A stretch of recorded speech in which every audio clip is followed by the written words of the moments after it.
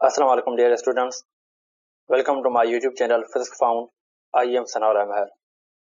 आज हम पढ़ेंगे चैप्टर 4 का लेक्चर 4 है और टॉपिक है रेजोल्यूशन ऑफ वेक्टर। अभी हम स्टार्ट करने वाले हैं अपना टॉपिक जो कि है रेजोल्यूशन ऑफ फोर्सेस और रेजोल्यूशन ऑफ वेक्टर्स। किसी बुक में फोर्सेस के नाम से ये दिया हुआ है और किसी बुक में वेक्टर्स के नाम से, ठीक है। और या हम इसको रेक्टेंगुलर कंपोनेंट्स ऑफ वेक्टर भी कहते हैं, ठीक है। सबसे पहले अगर इनकी डेफिनेशन को देख लें तो इसमें कहता है the process of splitting a vector into its parts और components is called resolution of vectors. इसके कहने का मतलब ये है कि ऐसा प्रोसेस जिसमें हमने एक वेक्टर को उसके पार्ट्स या उसके कंपोनेंट्स में ब्रेक करना है, तोड़ना है, इस किस्म के प्रोसेस को कहते हैं रेजोल्यूशन ऑफ वेक्टर्स। तो इसको आगे पढ़ने से पहले, आगे समझने से पहले हम एक एग्जांपल लेते हैं, उसको अंडरस्टैंड करने के बाद हम आगे चलते हैं, ठीक है। तो मिसाल के तौर पर अगर मेरे पास एक ऑब्जेक्ट पड़ा हुआ है और इस पे एक ही साथ दो फोर्सेस लग रहे हैं, ठीक है। अगर एक ही साथ दो फोर्सेस लग रहे हैं और मैंने इन फोर्सेस को नाम दिया है, इसको F1 और इनको F2, ठीक है। और उसके बाद ये दोनों फोर्सेस जो हैं ये आपस में एंगल बना रहे हैं जो कि 90 डिग्री है, ठीक है। मतलब कि आपस में ये परपेंडिकुलर है। और उसके बाद इन दोनों फोर्सेस का जो मैग्नीट्यूड है जो इस ऑब्जेक्ट पे लग रहा है वो दोनों का इक्वल है। मिसाल के तौर पर मैंने यहाँ 20 न्यूटन लिख दिया और यहाँ भी 20 न्यूटन का फोर्स लग रहा है, ठीक है।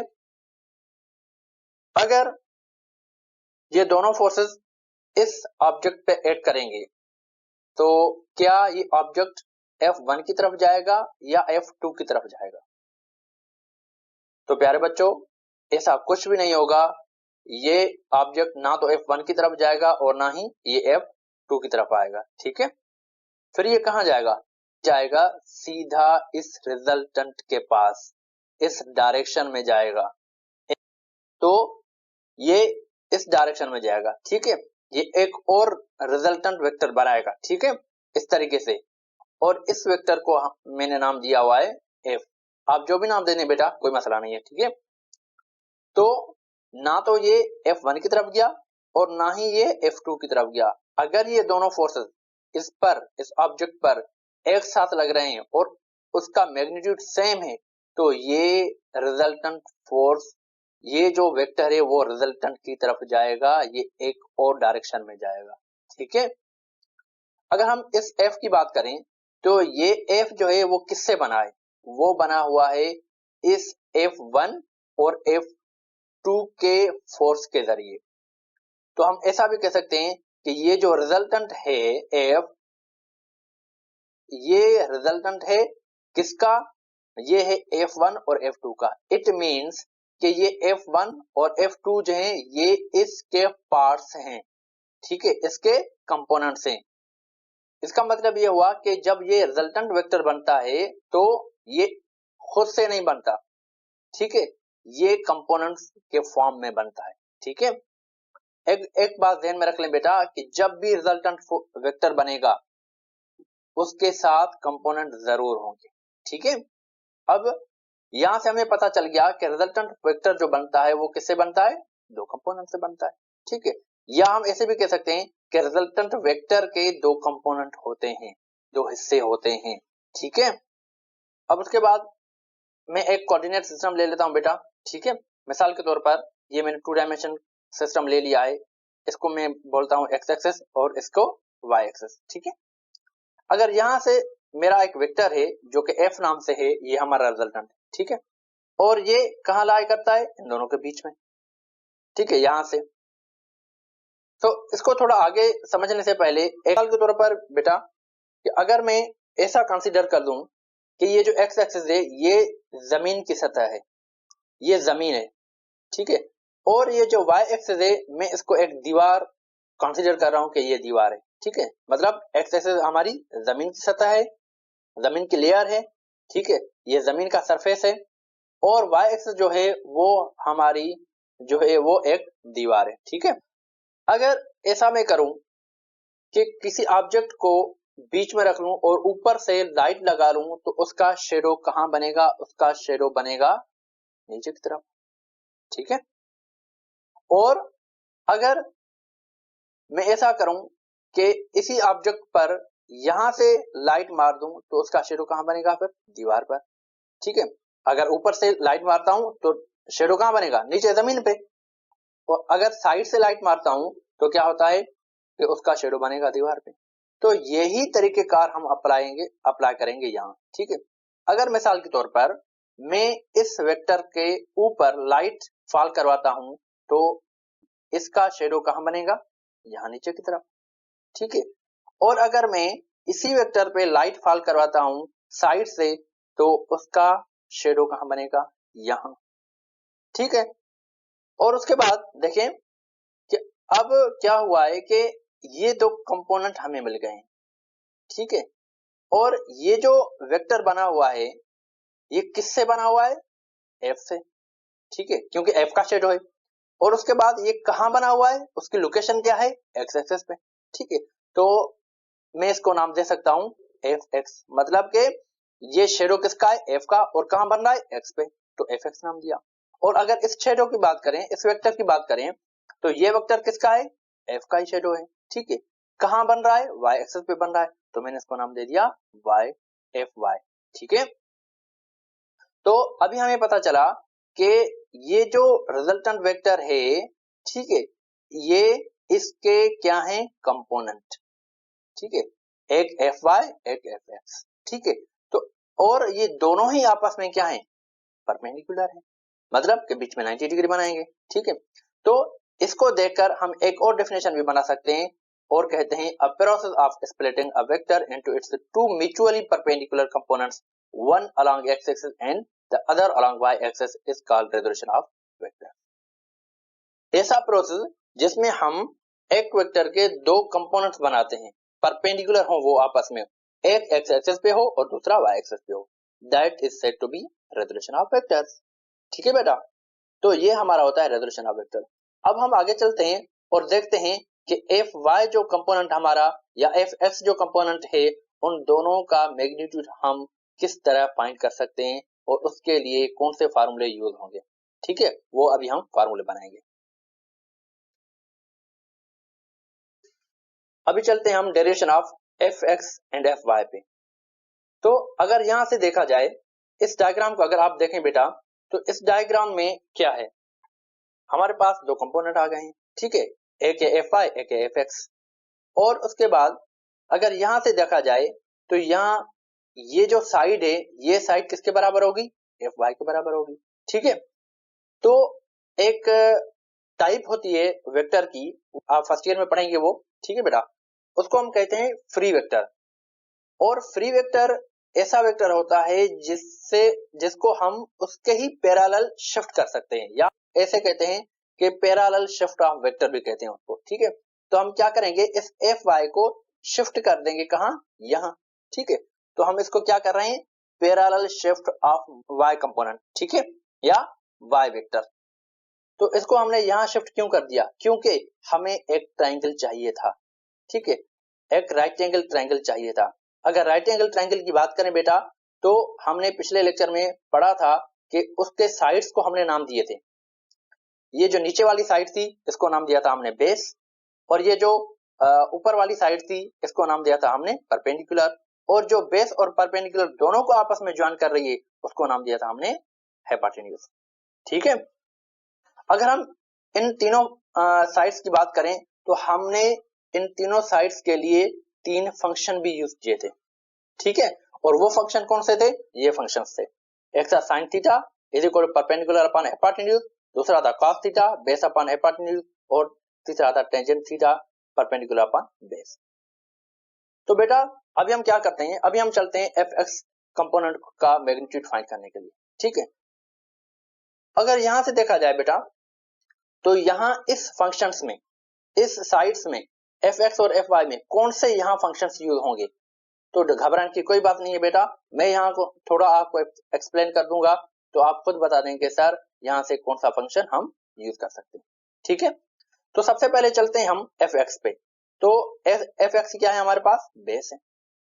और ये जो एफ एक्स है वेक्टर वो किससे बन रहा है, वो बन रहा है इस एफ वेक्टर से, इसकी मदद से ये बन रहा है। ठीक है, अगर यहां से हम देखें तो यहाँ कौन सी साइड है, ये है बेस, और ये कौन सी साइड है, ये है हाइपोटेन्यूज।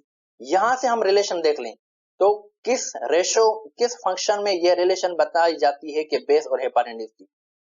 अगर यहां से देखा जाए तो बेस और हाइपोटेन्यूज क्या है, कहां से मिलता है हमें, ये कॉस से मिलता है, तो हम यहाँ कॉस यूज करेंगे। तो कॉस से हमारे पास बेस अपॉन हाइपोटेन्यूज। ठीक है, अगर यहां से बेस को देखा जाए तो बेस किसके बराबर किया है हमने, वो साइड है एफ एक्स, और हाइपोटेन्यूज की साइड कौन सी है, ये जस्ट एफ है। तो यहां से हम उसके कंपोनेंट रख ले तो रख सकते हैं, क्यों नहीं। तो ये हो जाएगा cos theta is equal to F X upon F. हमें क्या फाइंड करना है, एफ एक्स फाइंड करना है। तो एफ क्या है, एफ यहां जाकर मल्टीप्लाई में हो जाएगा। तो इस तरीके से हम ये जो है ना मैग्नीट्यूड फाइंड कर सकते हैं किसका, एफ एक्स का। तो ये मैग्नीट्यूड का फार्मूला है एफ एक्स का, कि जब भी हमें एफ एक्स कंपोनेंट का मैग्नीट्यूड फाइंड करना होगा तो हम ये फार्मूला यूज करेंगे जो कि है एफ कॉस थीटा। ठीक है, या हम अगर हमें रिजल्टेंट मिला हुआ है, उसका मैग्नीट्यूड मिला हुआ है, तो हम क्या करेंगे, मैग्नीट्यूड यहाँ रख देंगे, और उसके बाद एंगल मिली हुई है यहाँ एंगल रख देंगे, उसके बाद हम आपस में उनको मल्टीप्लाई कर देंगे और हमें एफ एक्स कंपोनेंट का मैग्नीट्यूड मिल जाएगा। ठीक है बेटा, अब उसके बाद हम चलते हैं एफ वाई की तरफ।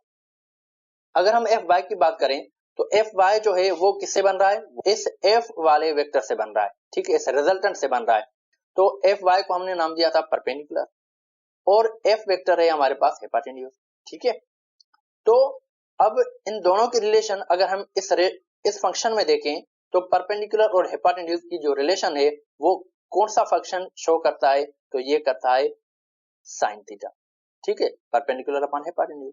तो हम एफ वाई के लिए क्या रखेंगे, sine theta is equal to perpendicular upon hypotenuse, हमने ये रख लिया। अब उसके बाद परपेंडिकुलर किसके बराबर है, एफ वाई के, हाइपोटेन्यूज एफ के। तो यहां से भी हमने ये चेंज कर दिए, ये फंक्शन रख दिए। तो F Y divide by F, यहां से हमें एफ वाई मालूम करना है तो क्या करेंगे, एफ यहां जाकर मल्टीप्लाई हो जाएगा। तो इस तरीके से हमारे पास ये एक फार्मूला बन जाएगा जो कि है F Y is equal to F sine theta. ठीक है बेटा, तो एफ वाई कंपोनेंट के लिए हम क्या यूज करेंगे, एफ साइन थीटा, और एफ एक्स कंपोनेंट के लिए हम क्या यूज करेंगे, एफ कॉस थीटा। ठीक है, तो ये ध्यान नशीन कर लें बेटा कि एफ एक्स कंपोनेंट के लिए कॉस यूज करेंगे और एफ वाई कंपोनेंट के लिए साइन यूज करेंगे। ठीक है, अब उसके बाद हम आगे चलते हैं। Now determine the magnitude of force and its direction.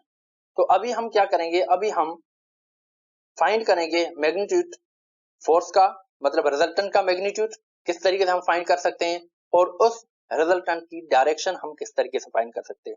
तो सबसे पहले हम डायग्राम बनाते हैं बेटा। ये हमने लाइन ड्रॉ कर दी और उसके बाद एक और लाइन ड्रॉ कर दी परपेंडिकुलर, और उसके बाद इन दोनों के बीच में हमने ये एंगल लगा दी जो कि 90 डिग्री है। ठीक है, मतलब 90 डिग्री ये शो करती है कि ये दोनों कंपोनेंट आपस में परपेंडिकुलर है। ठीक है, अब उसके बाद हम क्या करते हैं, इनको नाम दे दिए, इसको O, इसको B और इसको A। ठीक है, और उसके बाद हम क्या करते हैं कि यहां से ये हमारे पास है एफ एक्स और ये है हमारे पास एफ वाई। ठीक है, और ये किससे बनते हैं, ये इस वेक्टर से बनते हैं जो कि हमारे पास एफ है। ठीक है, अब यहां से देखा जाए बेटा तो ये जो ओ ए है वेक्टर, ये किसके बराबर है, ये बराबर ओ बी और बी ए के बराबर है। मतलब इन दोनों का एफ एक्स और एफ वाई का ये सम है।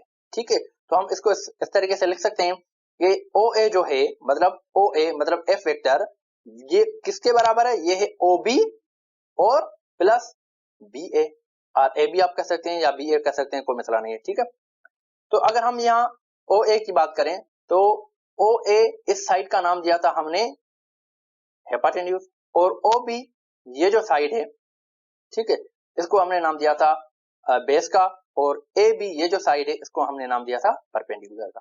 ठीक है, अब हम क्या करते हैं, स्क्वायर करते हैं बोथ साइड।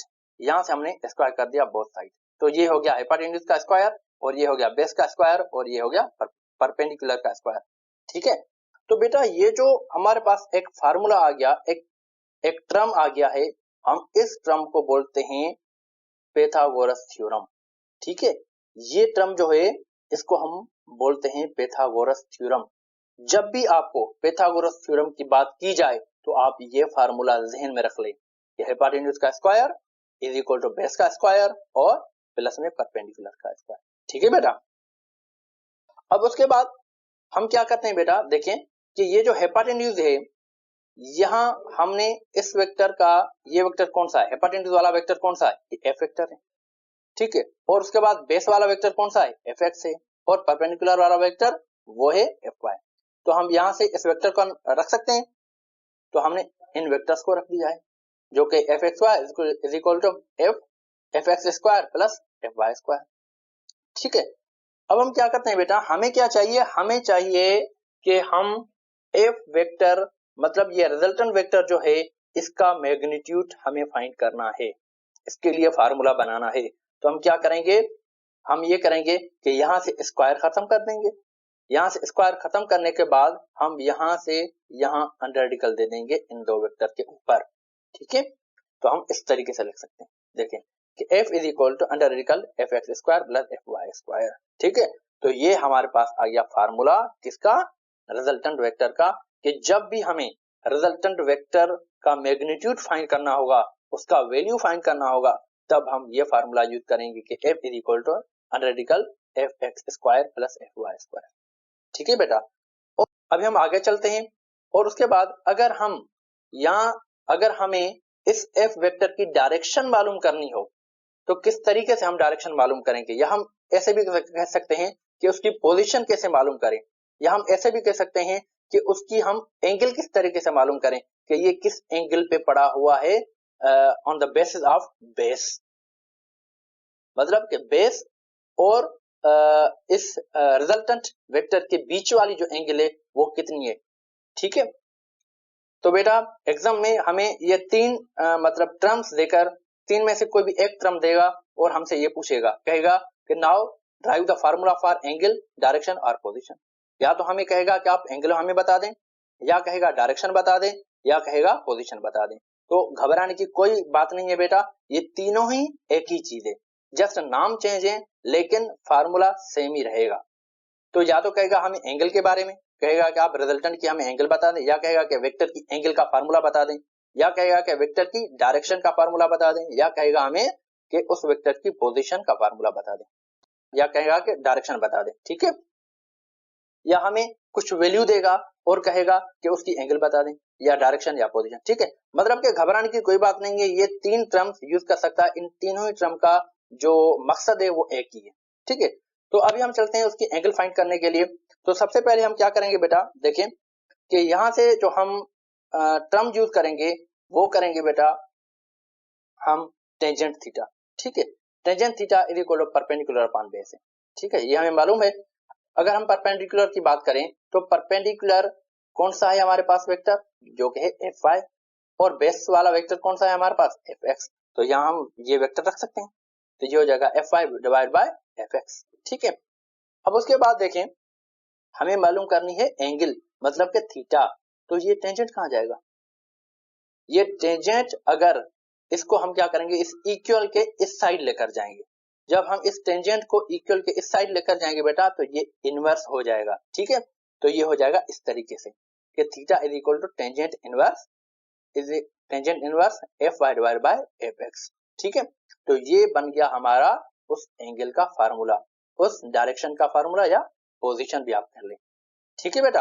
तो इस तरीके से हम ये फार्मूला ड्राइव करेंगे। अगर आगे हमें कोई न्यूमेरिकल वगैरह देता है तो इस फार्मूले में हम वैल्यू पुट करेंगे और उसके बाद हम उसका रिजल्ट जो है ना वो बता देंगे, वो उसका आंसर बता देंगे। एक चीज बेटा आप समझ लें कि ये जो फार्मूला है ना tangent inverse F Y upon F X, ये जो फंक्शन है टेंजेंट इनवर्स, ये आपको सिंपल कैलकुलेटर में नहीं मिल जाएगा। अगर आप साइंटिफिक कैलकुलेटर लेते हैं तो वहां भी आपको ये टेंजेंट इनवर्स इस तरीके से नहीं होगा कि आप टेंजेंट वाले बटन को दबा दें तो ये आपको टेंजेंट इनवर्स लिख के आ जाएगा। ऐसा कुछ नहीं होगा। आप ऐसा करेंगे कि शिफ्ट वाले बटन को दबाएंगे, उसके बाद आप जब टेंजेंट को दबाएंगे तभी आपको ये टेंजेंट इनवर्स दे देगा। ठीक है। उसके बाद आप ये एफ वाई और एफ एक्स का वैल्यू रखेंगे और इक्वल को दबाएंगे तो आपका वो रिजल्ट आ जाएगा। आई होप कि आप लोगों को ये रेजोल्यूशन ऑफ वेक्टर अच्छे तरीके से समझ में आ गया होगा बेटा। इंशाल्लाह हम नेक्स्ट लेक्चर में फिर न्यू टॉपिक के साथ मिलेंगे, तब तक के लिए अल्लाह हाफिज।